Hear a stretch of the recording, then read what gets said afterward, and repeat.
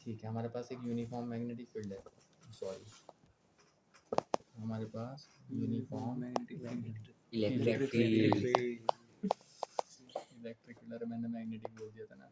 Electric field कितना ई, और electric field कहाँ से कहाँ होता है, पॉजिटिव से नेगेटिव की तरफ। तो मेरे पास पॉजिटिव चार्ज है और मेरे पास नेगेटिव चार्ज है, ठीक है। तो इसकी वजह से ये मेरा इलेक्ट्रिक फील्ड हो गया, ठीक है जी भाई। यहाँ तक कोई दिक्कत नहीं। अब इसके अंदर मुझे एक डाइपोल प्लेस करना है, तो मैंने एक डाइपोल प्लेस कर दिया, ए और ये हो गया बी। लेंथ कितनी होगी इसकी, 12। इसका सेंटर हो गया ओ, ठीक है ना। तो फिर ये पता ही है एल। अब देखो यहाँ पर शुरू में क्या रखना है, माइनस क्यू, और बाद में क्या रखना है, प्लस क्यू। समझना है नहीं आया? अब ये जो माइनस क्यू चार्ज यहाँ रखा हुआ है और ये प्लस क्यू है, तो इसे अपनी तरफ खींचेगा या नहीं खींचेगा? तो इस डायरेक्शन में फोर्स लगेगी F1, ये लगेगी या नहीं लगेगी? और ये इलेक्ट्रिक फील्ड है E, जिसका डायरेक्शन पॉजिटिव से नेगेटिव की तरफ होगा। तो अभी हम पढ़ कर आए थे कि इलेक्ट्रिक फील्ड इंटेंसिटी क्या होती है, फोर्स पर यूनिट चार्ज। तो यहाँ से फोर्स का फॉर्मूला क्या हो जाएगा, क्यू ई हो जाएगा या नहीं हो जाएगा? तो यानी ये जो F1 फोर्स है इसका फॉर्मूला क्यू ई होगा या नहीं होगा? कोई दिक्कत यहाँ तक नहीं? इस पर भी फोर्स लगेगी, ये पॉजिटिव है नेगेटिव, तो ये इसे अपनी तरफ खींचेगा। तो ये कौन सी फोर्स हो जाएगी आपकी, F2। इसका मैग्नीट्यूड भी कितना होगा, क्यू ई, क्योंकि ये भी तो उसी, ये चार्ज भी तो उसी इलेक्ट्रिक फील्ड में रखा हुआ है। तो F2 फोर्स कितनी हो गई आपकी, क्यू ई। बताओ यहाँ तक कोई दिक्कत? और दोनों F1 F2 क्या है आपस में, इक्वल। यहाँ तक समझ में आया नहीं आया? अब तुम इसे ऐसे सोचो कि एक रॉड है, इस पे एक फोर्स तो मैं ऐसे लगा रहा हूँ F1 और एक फोर्स ऐसे लगा रहा हूँ F2, ठीक है ना। तो बताओ क्या होगा, ये इधर जाएगा और ये इधर जाएगा, ठीक है, घूम जाएगा नहीं घूम जाएगा? तो जब दो इक्वल एंड पैरेलल फोर्सेस लगती हैं तो वो कपल बनाती हैं। दो equal and parallel force in opposite direction जब लगती हैं, तुम कोई भी चीज, जैसे ढक्कन है किसी चीज का, ठीक है ना, जैसे ये ढक्कन है ना, ये मैंने तुम्हें जब वेक्टर पढ़ाया तब भी पढ़ाया था। तो जब इसे मैं खोल लूँगा ना ऐसे, तो देखो जब मैं इसे ऐसे खोल लूँगा तो एक फोर्स ऐसे लगेगी और एक फोर्स ऐसे, ये दो इक्वल एंड पैरेलल फोर्सेज हैं इन अपोजिट डायरेक्शन। तो ये क्या कपल बनाएंगे, उस कपल से रोटेशन प्रोड्यूस होगा। और मूवमेंट ऑफ फोर्स भी पढ़ाया था मैंने तुम्हें, तो वो काम आएगा तुम्हारा, इसीलिए पढ़ाया था। बताओ क्लियर हुआ है? हाँ। कौन सा डायरेक्शन में है, एंटी, ये क्लॉक वाइज हो गया, क्लॉक वाइज। तो ये इसके अंदर एक टॉर्क पैदा कर देंगे, क्या पैदा कर देंगे, टॉर्क। कौन से डायरेक्शन में, क्लॉक वाइज। बताओ ये समझ में आया? बस ये टॉर्क ही निकालना है, ठीक है, ये टॉर्क ही हमें फाइंड करना है। टॉर्क का फॉर्मूला क्या था बताओ? टॉर्क का formula force into perpendicular distance between force, two parallel forces. वैसे तो तुमने ये देखो ऐसे सीखा, मैं अरे नहीं मैं बता देता हूँ ना, इन बच्चों को नहीं बताना। जैसे ये रॉड थी, ये पाइवेटेड पॉइंट था, एक्सिस ऑफ रोटेशन, ठीक है, ये आपकी फोर्स थी F1। तो इसकी वजह से अगर इस, और ये रॉड है ए बी, तो इसकी वजह से एक मूवमेंट प्रोड्यूस होगा इसमें, और अगर एक फोर्स ये लग रही है तो इसकी वजह से होगा। लेकिन जो टोटल मूवमेंट होगा वो तो दोनों का प्लस होगा ना। तो वो कितना आता था भाई, अगर मैं इसे पहला वाला टॉर्क निकाल लूँ, ये टॉर्क T1 या टाउ1, तो ये about O due to F1, तो ये कितना होगा, F1 इंटू OA। और टाउ2 जो यहाँ प्रोड्यूस होगा वो कितना होगा, F2 इंटू OB होगा या नहीं होगा? तो टोटल टॉर्क जो प्रोड्यूस होगा वो टाउ1 और टाउ2 तो होगा। तो यानी वो F1 टाउ टॉर्क का सिंबल होता है, F इंटू OA और प्लस OB और F2। बताओ F1 और F2 क्या है आपस में, इक्वल, तो कॉमन आ जाएगा, तो OA प्लस OB हो जाएगा, ठीक है। तो ये F इंटू ए बी हो जाएगा या नहीं हो जाएगा? अब जरा ए बी देखो, ए बी क्या है, ए बी दो पैरेलल फोर्सेस के बीच का परपेंडिकुलर डिस्टेंस है और कुछ नहीं। तो यानी अब हमसे किसी भी चीज में, किसी रॉड में टॉर्क पूछा जाएगा तो क्या निकलेगा, either equal force into perpendicular distance between two parallel forces, दो पैरेलल फोर्सेस के बीच में डिस्टेंस है। जबकि गेट का जब गेट वाले केस में समझाया था तो हमने तब पाइवोटेड पॉइंट एक एंड पर लिया था, और उसमें फिर हमने कैसे समझाया था कि the force into axis, line of action of force और एक्सिस ऑफ रोटेशन के बीच का परपेंडिकुलर, ये लिया था हमने। क्योंकि इस केस में F1 फोर्स है, लेकिन ये जो F2 फोर्स लग रही है ये उसी पॉइंट पे लग रही है, तो इसमें जो टाउ2 प्रोड्यूस होगा वो 0 होगा, और यहाँ पे टाउ1 ही क्या होगा आपका, नेट टाउ होगा इस केस में। तो मेन केस ये वाला है, समझ गए? अगर ये पाइवेटेड पॉइंट में यहाँ से उठाकर यहाँ ले जाऊँ, ठीक है ना, तो बताओ फिर ये वाला फॉर्मूला क्या हो जाएगा, एफ इंटू क्या हो जाएगा भाई, Zero. एक्सिस ऑफ रोटेशन भी यही हो गया ना, तो फिर ये वाला डिस्टेंस कितना हो गया, जीरो, Zero. ठीक है। और फिर ये वाला डिस्टेंस जो है आपका, ये वाला डिस्टेंस ये कितना हो जाएगा, ए बी। AB. अब बी तुम इसको और इसको प्लस करोगे तो भी तो आंसर यही आएगा, ठीक है। Either force F two F one F और इनटू ए बी। बताओ क्लियर हुआ है? जी भैया। तो इस केस को फिर से लेते हैं। इसमें आपके पास ये इलेक्ट्रिक फील्ड है, ठीक है, ये आपके पॉजिटिव चार्ज है, ये आपका नेगेटिव चार्ज। ठीक है। और यहाँ पर आपने क्या रखा है, एक डाइपोल, ठीक है, ये ए रखा और ये बी, यहाँ पर ये नेगेटिव और ये क्या पॉजिटिव, ठीक है। तो इस पर इस डायरेक्शन में क्या लगेगी, एक फोर्स F1, इसमें इस डायरेक्शन पर क्या लगेगी, F2 फोर्स। बताओ यहाँ तक कोई दिक्कत होगा? F1 और F2 आपस में इक्वल है और किसके इक्वल है, QE के। ये पता ना कैसा है, force per unit charge electrical intensity के फॉर्मूले से। इसमें ये इसका सेंटर है और डाइपोल के साथ ये कितना एंगल बना रहा है, थीटा, और ये पूरा कितना है आपका 12। अब ये जो दो पैरेलल फोर्सेस हैं, ये दो पैरेलल, इनके और मुझे टॉर्क निकालना है, और मुझे क्या निकालना है, टॉर्क। तो अभी पीछे से सीखा है कि टॉर्क का फॉर्मूला क्या होगा, either force into perpendicular distance between two parallel forces, two parallel forces. बताओ यहाँ तक कोई दिक्कत होगा? तो अब कैसे करोगे भाई, ये पैरेलल फोर्सेस पूरा बना लोगे, ये पैरेलल फोर्स पूरा बना लोगे, तो इनके बीच का परपेंडिकुलर डिस्टेंस यहाँ से डालोगे या नहीं डालोगे, ये ए बी, और इसको क्या कहोगे, सी। क्या कहोगे इसको, सी। यहाँ तक कोई दिक्कत, यहाँ तक कोई दिक्कत नहीं। ठीक है ना। तो ये एक राइट एंगल ट्रायंगल बन जाएगा, ये थीटा है, तो बताओ ये भी कितना होगा, थीटा होगा या नहीं होगा। तो इसे यहाँ साइड में बना लेता हूँ कि अब हमारे पास एक राइट एंगल, ये ट्रायंगल है, ये क्या है, ए, ये बी, ये सी, ये 90 और ये कितना, थीटा, और ये कितना 12, और हमें ये निकालना है परपेंडिकुलर डिस्टेंस। थीटा के सामने क्या होता है, परपेंडिकुलर, यानी ये किससे निकलेगा, साइन थीटा। कितने बेसिक से समझाई थी ये चीजें, अब ये डायरेक्ट यूज होंगी यहाँ। परपेंडिकुलर यानी परपेंडिकुलर डिस्टेंस अपॉन हाइपोटेन्यूज यानी 2l। तो बताओ ये जो परपेंडिकुलर डिस्टेंस का फॉर्मूला क्या होगा, 2l sin थीटा, होगा या नहीं होगा, बस इसे उठा के फॉर्मूले में रख दो, tau equals to f into कितना आया, 2l sin theta. l sin sin theta. f की वैल्यू ये लिख दो, तो ये कितना हो गया, tau equals to QE into 2l 2l sin sin theta. बताओ समझ में आया? जी भैया। बताओ पूछकर क्या चीज़ चेंज कर सकते हो इसके अंदर जो तुम्हें बहुत अच्छी दिख रही है, बताओ। मुझे दिख रही है 12 दिख रहा है, दिख रहा है 12, और ये भी दिख रहा है, और बच्चे को बताया कि ये डाइपोल मोमेंट, तो टाउ की वैल्यू क्या हो जाएगी, PE sin थीटा। बताओ क्लियर हुआ? तो यानी जब भी किसी इलेक्ट्रिक फील्ड के बीच में टॉर्क रखोगे तो वो PE sin थीटा पे डिपेंड करेगा, उसका आंसर होगा PE sin थीटा। और sin थीटा किस में आता था बताओ, कैसी क्वांटिटीज में आता है sin थीटा, वेक्टर क्वांटिटी में। तो अगर ये E, अगर मतलब कोई सा भी दोनों में से एक वेक्टर मान लो, या तो P या E, तो दूसरा उसका कौन सा होगा, परपेंडिकुलर कंपोनेंट होगा। तो यानी ये टॉर्क एक वेक्टर क्वांटिटी है, ये क्या है, ये P और E का क्रॉस प्रोडक्ट है। क्या है, P और E का क्रॉस प्रोडक्ट। बस एक बार चेक कर लेना एनसीईआरटी में कि पीई का क्रॉस प्रोडक्ट है ईपी का, या ऑनलाइन चेक कर लेना, ठीक है। एनसीईआरटी में है, एनसीईआरटी से चेक करा दो, और किसी बुक से मैं ही चेक करके बता दूंगा, बस मुझसे पूछ लेना, उसमें दिमाग मत लगाना, वरना पता नहीं क्या कर दोगे तुम। ठीक है। हाँ ठीक है ना। तुम्हारी हालत ऐसी है, जैसे क्लास में एक लड़का होता है ना, वो पहले दिन किसी लड़की को देखता है तो उसे वो बहुत अच्छी लगती है, दूसरे दिन दूसरे को देखता है उसे फिर वो अच्छी लगने लगती है, तीसरे दिन तीसरी को देखता है, वो पूरी जिंदगी डिसाइड नहीं कर पाता कि कौन सी लड़की उसे अच्छी लगती है, क्योंकि उसका मन स्टेबल नहीं है। अच्छा लगना क्या होता है उसे पता ही नहीं है, और ये सबके साथ होता है, लड़कियों के साथ भी होता है, लड़के के साथ भी होता है, और ये लड़के लड़कियों के साथ नहीं होता है, कपड़ों के साथ होता है। तुम कपड़े, तुम्हारे मम्मी पापा तो इतने बड़े हो गए, वे कपड़े खरीद, उन्हें कपड़े नहीं पसंद आते, उन्हें झेड़ पेड़ पसंद आ जाएगा एकदम। भाई तुम्हारी सीधी सी बात है, तुम गाड़ी खरीदने गए तो लोग गाड़ी खरीदने जाने में वहां जाके दिमाग चाटते हैं उनका, अबे भाई तेरा बजट क्या है, तेरी रिक्वायरमेंट्स क्या है, तू अपनी घर पे बैठ के, तेरे पास ऑनलाइन सारी चीजें अवेलेबल हैं, तेरी रिक्वायरमेंट्स ये हैं, तेरा बजट ये है, मिला दे और आगे आंसर नहीं करेगा, ठीक है ना। विचारों में कैटरीना कैफ, हकीकत में हालत तेरी गन्ना छोड़ने वाली है। अहंकार लेके तू बाहर निकलेगा लड़की देखने, तो कैसे मिल जाएगी बता, ना गाड़ी मिल सकती, चाहिए मर्सिडीज, पैसे 2 लाख रुपए नहीं तो सेकंड हैंड ऑटो लेनी पड़ेगी, फिर उसमें पेट्रोल भी डलवाने के लिए चाहिए, इनकम है नहीं मंथली, तो अब देखना लाइफ आसान सुलझी हुई सी नहीं लग रही है। हाँ। वरना तुम ऐसे लोगों के साथ रहोगे ना जो तुम्हें भावनाओं में बहना सिखाएंगे तो तुम नहीं कर पाओगे, फिर तो तुम ऐसे ही सपने देखते रहोगे सेक्स सिल्ली वाली तरह।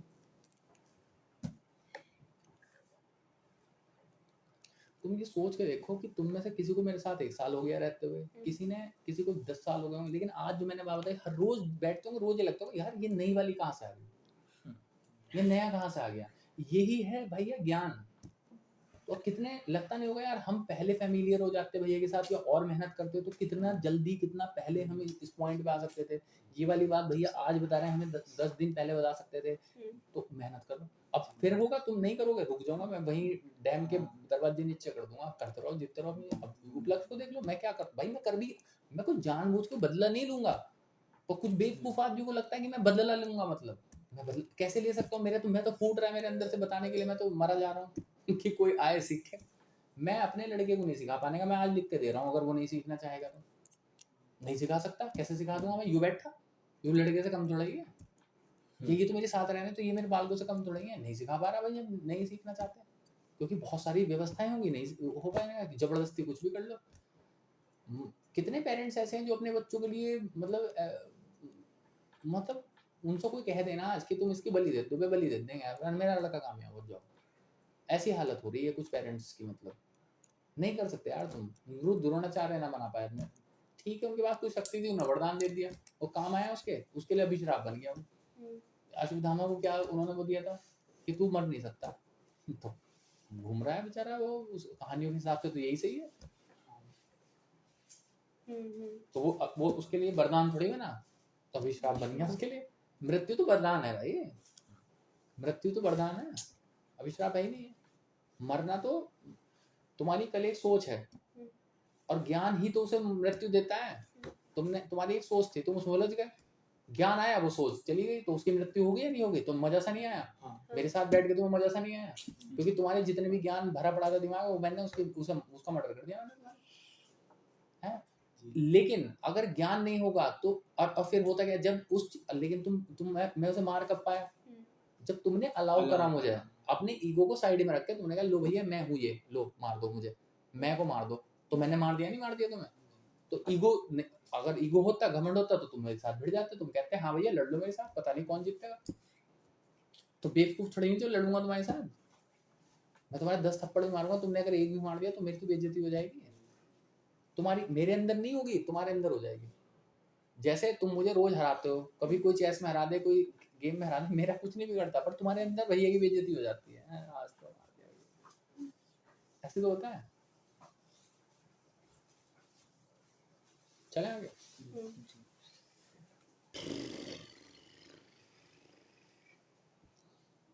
कुछ पेरेंट्स होते हैं ना जो अपने बच्चों को वो सिखाते हैं, गुड टच बैड टच अच्छी चीज है, सिखाना चाहिए, बट इतने भी मत सिखाओ कि वे क्राइम पेट्रोल बन जाओ। हाँ, कुछ पेरेंट्स के बीच में हालत, भाई साहब क्राइम पेट्रोल सोसाइटी ने देखना छोड़ दिया जब से इंटरनेट आ गया। अन्य पहले क्राइम पेट्रोल देखे थे भाई, वो इतने पागल हो गए थे, अपने बच्चों की भेजे नहीं थे। मतलब ठीक है तुम्हें ध्यान तो रखना ही पड़ेगा अब, मतलब लेकिन बच्चों को भी तो मैच्योर हो जान दो, उन्हें भी तो चूज करने दो ना गलत और सही को, ठीक है। चले आगे, आ गया समझ में, ठीक है। दोनों बातें आ गई, वेक्टर। अब देखो केसेस देख लेते हैं। अब मान लो कि ये मेरा इलेक्ट्रिक फील्ड था, ठीक है ना, और मैंने इसमें डाइपोल कैसे रखा था, किसी एंगल पे रखा था, कितने एंगल पे रखा था, थीटा एंगल पे। अब मैं कह रहा हूँ कि ये थीटा एंगल जो है 0 है, तो यानी ये जो डाइपोल था मेरा ए बी, मैंने इसको ऐसे रख दिया, ऐसे तो रखूंगा ए बी, तो थीटा कितना हो गया 0। तो टॉर्क कितना होगा पी ई साइन थीटा यानी साइन 0। तो ये कितना हो जाएगा पी ई, क्योंकि साइन 0 नहीं, पी नहीं होगा, साइन 0 की वैल्यू कितनी होती है 0, तो फिर ये कितना हो जाएगा 0 हो जाएगा, ठीक है। अब एक बात देखना कि इलेक्ट्रिक फील्ड का डायरेक्शन क्या है, ये यानी इधर क्या होंगे पॉजिटिव और इधर क्या होंगे नेगेटिव, ठीक है ना। और जी तुम्हारा ये जो डाइपोल है, इसमें पहले क्या होता है आपका नेगेटिव चार्ज, यहाँ क्या होगा माइनस क्यू, और यहाँ क्या होता है प्लस क्यू। ये इसे क्या करेगा अपनी तरफ अट्रैक्ट, और ये से अपनी तरफ अट्रैक्ट करेगा, नहीं करेगा। तो टॉर्क का मैग्नीट्यूड कितना हो जाएगा ये, तो ये से अपनी तरफ अट्रैक्ट, ये से जाने नहीं देगा, इसे कहते हैं स्टेबल इक्विलिब्रियम। क्या कहते हैं इसको, स्टेबल इक्विलिब्रियम। आया समझ में नहीं आया? अब जरा एक बात बताना कि अगर मैं थीटा 180 कर दूं तो क्या होगा? तो देखो ये मेरा इलेक्ट्रिक फील्ड था, ठीक है ना, यानी इधर क्या थे पॉजिटिव चार्ज और इधर क्या है नेगेटिव चार्ज। डाइपोल को मैं 180, तो 180 का मतलब है मैं ऐसे रख रहा हूँ, ये बी इधर ए, यानी इधर माइनस क्यू और इधर प्लस क्यू, ठीक है ना, ये इसका सेंटर हो गया। तो जरा टॉर्क का फॉर्मूला बताओ, पी साइन थीटा, थीटा कितना होगा 180 डिग्री, और साइन 180 की वैल्यू कितनी होती है 0, ना पता हो तो यहाँ से ढूंढो भाई, यहाँ पे कितना होता है 1 और 0, यहाँ पे कितना होगा 0 1 और यहाँ पे कितना -0, और साइन का कोऑर्डिनेट क्या होता है y, यहाँ भी 0 यहाँ भी 0, तो ये भी कितना होगा 0। तो ये कैसा होगा, ये भी इक्विलिब्रियम हो गया क्योंकि ये 0 है, तो 0 की वजह से इक्विलिब्रियम तो हो गया, लेकिन क्या ये स्टेबल होगा? नहीं, ये होगा अनस्टेबल। हाँ ये भी सही आंसर था, नहीं पता अनस्टेबल क्यों होगा। देखो ये पॉजिटिव और ये पॉजिटिव, ये इस पर इधर फोर्स लगाएगा और ये इस पे इधर, तो भिन्न-भिन्नता रहेगा इसमें। ये आप दोनों डिस्कस करे हाँ, थे। ये भिन्न-भिन्नता रहेगा, ये इधर फोर्स लगाएगा इधर, तो कई बार पता क्या होता है, मतलब वो होता है ना नंबर आते रहते हैं, बढ़िया अच्छा चल रहा होता है, बट वो इंसान अंदर भिन्न-भिन्नता रहता है, तो वो इक्विलिब्रियम तो है, बट कैसा इक्विलिब्रियम है ये भी देखना, अनस्टेबल इक्विलिब्रियम। सारी फैमिली अनस्टेबल इक्विलिब्रियम में है। मम्मी पापा से कह रही हैं मैं बच्चों की वजह से, मम्मी पापा से कह रही हैं सुसाइड, बच्चे पापा के पास पैसे हैं, मम्मी के पास घर है इसलिए है, वरना गुस्सा किसी किसी दिन इतना आता है कि मन करे घर छोड़ के चला जाए बच्चा, तो ये बच्चे की स्थिति है, तो वो भी तो अनइक्विलिब्रियम स्टेबल है ना, मतलब अनस्टेबल इक्विलिब्रियम में है ना, मतलब तो इसका तोड़ क्या ज्ञान समझ, और जैसे ज्ञान समझ आएगी तो वो सब कुछ छोड़ के फिर अपने ऊपर मेहनत करनी शुरू कर देगा, फिर देखेगा नहीं कौन गलत कौन सही, वो जजमेंटल रहेगा नहीं, वो ज्ञान में जाएगा, फिर वो जजमेंटल कभी नहीं होगा, फिर वो सिर्फ उसी इंसान को होता है जो उसके पास आएगा। ये तो मैं तुम्हें समझाता हूँ, मेरे पास आओ तो सीख लोगे, नहीं तो फिर भिनकते रहो, चाहे मैं पीट के समझाऊं चाहे कैसे भी समझाऊं, मैं समझा दूंगा तुम्हें जो मुझे सिखाना होगा तुम्हें।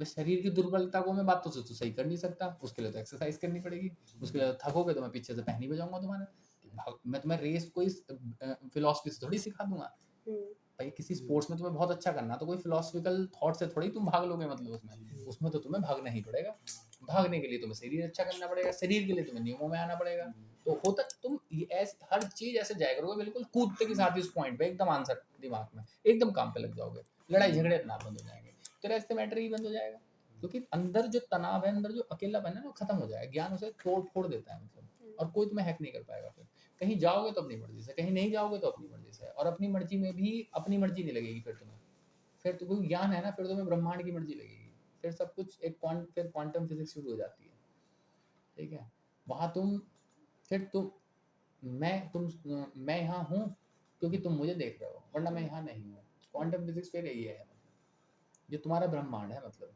यहाँ सब कुछ तुम में से जो बात करना चाहे, जैसे नैतिक बात करना चाहे, तो यहाँ जो भी उपस्थित है वो नैतिक ने ही सोच रखा है, बस मैं तुम सब हो क्योंकि मैंने सोच रखा है, वरना तो वो देख लेना क्या नाम है उसका, आंट मैन देख लेना, उसमें बता रखा है वो कि हर एक चॉइसेस, जितनी भी तुम चॉइसेस करते हो, हर उस चॉइसेस के होने की पॉसिबिलिटी 100% होती है, तो ये भी जो हुआ है ये भी मैंने चूज किया होगा, तो अगर कल को तुम्हारा रिजल्ट आएगा वो तुमने चूज किया है, मतलब तो किसी और जगह पर ऐसा नहीं भी होगा, हाँ कहीं किसी वर्ल्ड में यूनिवर्सल मल्टीवर्स जो है वहां पर हो सकता है तुम टॉपर रहे हो, ठीक है ना, लेकिन तुम इसमें अगर टॉपर होना चाहते हो तो तुम्हें अपनी इस वाली पॉसिबिलिटी पे कि मैं टॉपर बनूं, उस पे बहुत ज्यादा फोकस करना पड़ेगा। फोकस कैसे होगा? मेहनत करके हर उस जगह उपलब्ध होके जहां से ज्ञान मिल रहा है, तो फिर इसी यूनिवर्स में तुम इसको अचीव कर सकते हो जो भी तुम चाहो।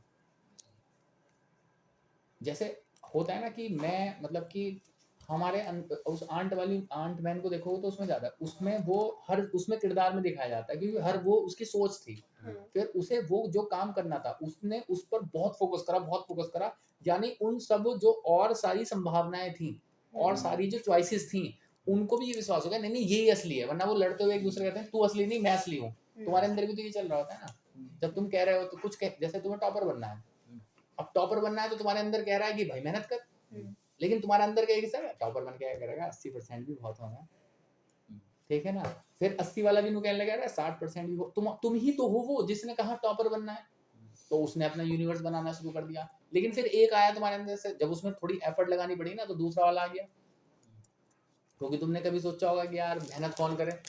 इसलिए कभी भी अपने आप से बात करो नेगेटिव वे में, कभी बात मत करो, कभी मत करो अपने आप से नेगेटिव वे में। अगर तुमने अपने आप से नेगेटिव वे में बात करनी शुरू कर दी ना, तो वो एक पॉसिबिलिटी, वो एक चॉइस हो जाएगी, और उसके होने के चांसेस भी स्टार्ट होने शुरू हो जाएंगे। इसलिए मैं तुमसे कहता हूँ, कोई तुम्हारा दुश्मन हो सकता है, बट किसी से दुश्मनी मत करो, अपना भाव गंदा मत करो। तो तुम अगर इसके बारे में कुछ अपना भाव गंदा कर रही हो ना, तो वो तुम ही अपने अंदर एक तनाव इकट्ठा कर रही हो, और एक नई पॉसिबिलिटी को जन्म दे रही हो, मतलब, और जिसका अंत अच्छा नहीं होगा। और तुम अगर ये सोचोगे मेरा भाई बहुत अच्छा है, तो बहुत क्यूट है, इसकी भी फिर पॉसिबिलिटी शुरू हो जाएंगी। इसके लिए भी यूनिवर्स काम करना शुरू, यूनिवर्स के पास अबंडेंट अमाउंट ऑफ एनर्जी है, वो हर वो चीज करेगा जो तुम चाहोगे। जैसे ग्रेविटेशनल फोर्स वर्क करती है, ऐसे थॉट्स वर्क करती हैं, मतलब थॉट, ठीक है ना, वो भी, उसको भी ग्रेविटी अट्रैक्ट करती है। फ्रीक्वेंसी, टेस्ला ने कहा था कि अगर तुम इस उसको समझना चाहते हो, तो तुम्हें एनर्जी और फ्रीक्वेंसी के टर्म्स में सारी चीजें समझनी पड़ेगी, ठीक है ना। इसलिए तुम्हें शांत होना ही पड़ेगा। जो दिमाग की बकबक, फिर आदमियों से बकबक, गॉसिप छोड़ दो, फिर तो सबसे पहला काम तो फिर तुम जो शिद्दत से चाहोगे वो तुम्हें लाइफ में मिल जाएगा। मेरे तो साथ बहुत हुआ, मैंने बहुत मैनिफेस्ट करा, मेरे साथ हर चीज हुई, मतलब जो मैंने सोच लिया बहुत उससे वो, और जो मैंने नेगेटिव सोचा वो, मतलब मैं हाँ फंसा, वहां भी फंसा, ठीक। बट ऐसा वाला, मतलब अब ऐसे, मतलब वो ये ना, ऐसे तल में मत चले जाना कि बस मैं सुबह उठ के सोच रहा हूँ मैं टॉपर बन गया और मैं टॉपर बन जाऊंगा। भाई मैं तुमसे कहूँ कि चलो 1 घंटे तक सोचो कि तुम टॉपर हो, महसूस करो, नहीं कर पाओगे। तुम्हारा ही दिमाग तुम्हें उसके काउंटर देता रहेगा, नहीं यार मेरी इंग्लिश बहुत वीक थी, मेरा इंग्लिश पेपर अच्छा नहीं हुआ, अभी तो रिजल्ट नहीं आया ना, यथार्थ से कहते हैं, यथार्थ सोचते 99% नंबर आ गए, आ सकते हैं, मतलब मैं मना नहीं कर रहा हूँ, ठीक है, अगर करके आया हुआ तो, लेकिन अगर नहीं करके आया हो ना, तो यथार्थ ही काउंटर करेगा उसका, मतलब तो वो, उसके लिए मेडिटेशन बहुत जरूरी है। तुम्हारी सांसों पे तुम्हारी कमांड, उसके लिए अंदर कूड़ा नहीं होना चाहिए। तो जब अंदर कूड़ा नहीं होगा, तो विचारों में कूड़ा नहीं होगा, जब विचारों में कूड़ा नहीं होगा, तो जब जिस चीज को पाने के लिए प्रयास करोगे, तो उस चीज के लिए फिर 100% करोगे, फिर तुम्हें उसे रोक नहीं सकता कोई, और फिर वो तुम्हें मिल ही जाएगी, फिर वो तुम्हें मिल ही जाएगी, वो बच के कहाँ जाएगी फिर वो चीज, क्योंकि तुम सब वो चीज कर रहे हो ना, फिर जो उसे पाने के लिए तुम्हें जरूरी है। सही कहा नहीं क्या? आ गया ना स्टेबल इक्विलिब्रियम समझ में, स्टेबल आ गया समझ में, ये बेनिफिट है पढ़ने का, बस और कुछ